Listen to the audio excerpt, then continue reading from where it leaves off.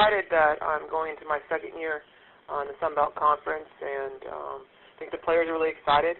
We have, like most coaches, every year you've got a new crop of kids coming in and some veterans, and so I think we're in a good place. I'm going to my fourth season here at Texas State, and so certain things I think are in place. It's just I've got a little bit better feel this year, and that's comforting as, we try to compete. Thank you, Coach. We now go to our first questions from Joshua Parrott. Josh, please go ahead.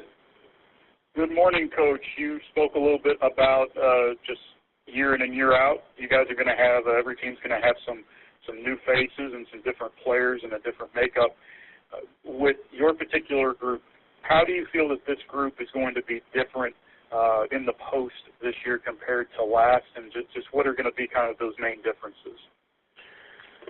Well, Joshua, I actually don't think we're going to be much different because we have a young woman by the name of Clea Mays who transferred in from Iowa State. She had to play behind an all-conference player in Ashley Eze.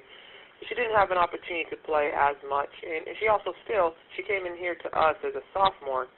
She left after her freshman year, so she still had some growing to do.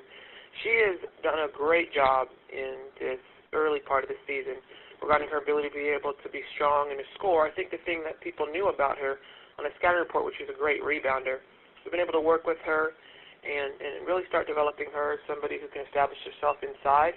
So we're very excited about that. In addition to her, we have a young freshman coming in. He's coming along who I think could potentially see some minutes for us, who does a great job scoring back to the basket, but she can also face up as well. So regarding our post game, are we going to have maybe that all-around consistent scorer? I'm unsure yet, but I do have a lot of confidence that Clea May should be able to kind of fill that void, but in her own way, is a different type of player than Ashley Eze. And so that's exciting for me.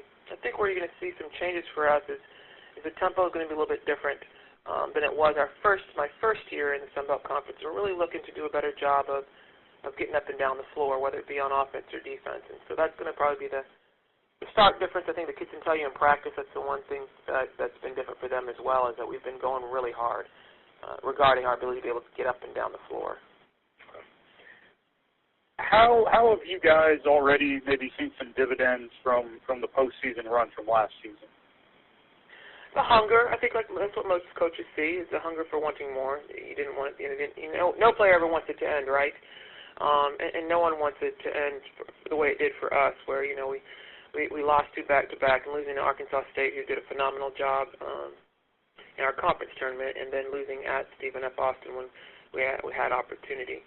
So I think that piece of it is stuck with quite a few of them, and I think that's something that they carry. And their slogan that they came up with themselves this year was "Why not us?" And I think that really speaks to how things ended last year and what they want in this season. So that's exciting for me, Joshua. Last question for you, Coach. Was there any particular focus or emphasis in the off-season and preseason workouts? And if so, what type of a result have you seen so far? Just our intensity level and our tempo. And the results that we've seen is our kids are able now to play faster, and that's really what I was looking for. Getting back to a little bit of where I was my first 2 years here at Texas State, with our ability to be able to get up and down the floor, I think that's the difference you'll see.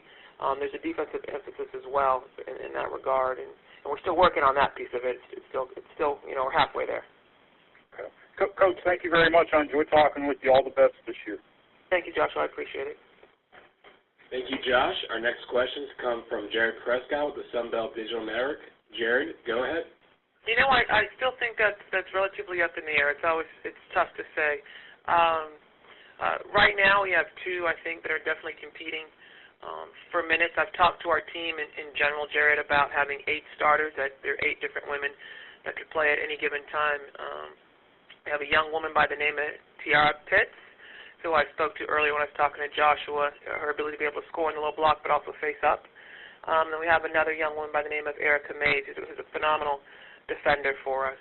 With that being said, I don't want to put aside the fact that we have 2 other freshmen in Whitney Apari, a very athletic, rebounding kid who is multifaceted for us, and then Taylor Deere. But if you had to ask me right now what point our freshmen are after going through our first 15 practices, I would say the 2 that stand out is a 3-player wing player for us, and Erica Mays, and then Tiara Pitts. a forward center. All right, thanks, Coach. No problem. Thank you, Jared, and thank you, Coach. That's all the questions we have for you today. Best of Okay. luck with this season.